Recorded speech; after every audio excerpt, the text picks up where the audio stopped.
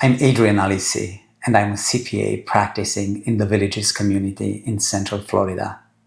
This week, I am pausing our retirement taxation video series to discuss an important topic relevant to my business clients and applicable to small business owners in general. As we approach the end of the year, it's essential to evaluate key tax strategy applicable to small businesses.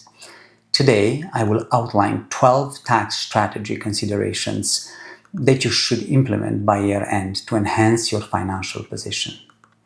First, consider deferring some of the income earned. If your business allows, postpone invoicing or accepting payments until next year. This can reduce your taxable income for the current year, which is especially beneficial if you expect to be in a lower tax bracket next year. Second, consider accelerating some of your expenses. Prepaying expenditure, such as rent, insurance, or utilities, allows you to claim those deductions this year, effectively lowering your taxable income. Third, consider maximizing contributions to your retirement plans like SEP IRAs and 401ks before year-end to reduce your taxable income.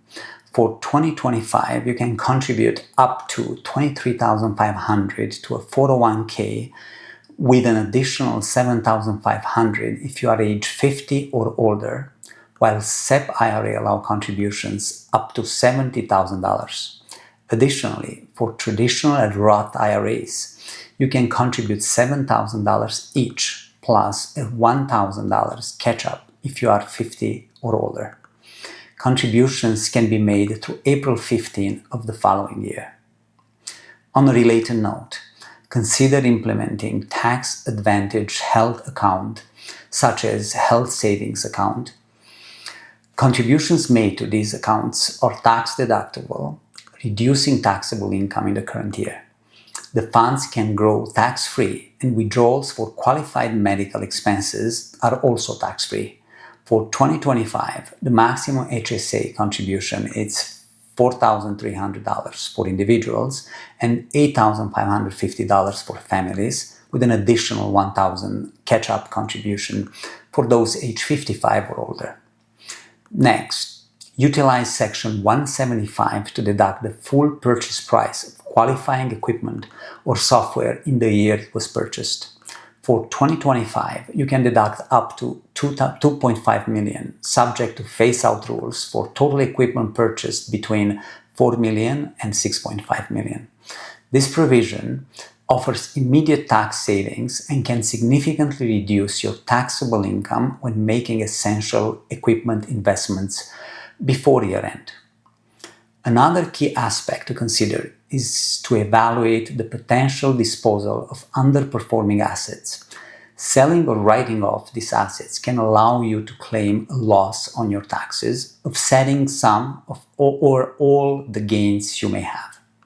Also, if your business involves products, you need to conduct a year-end inventory.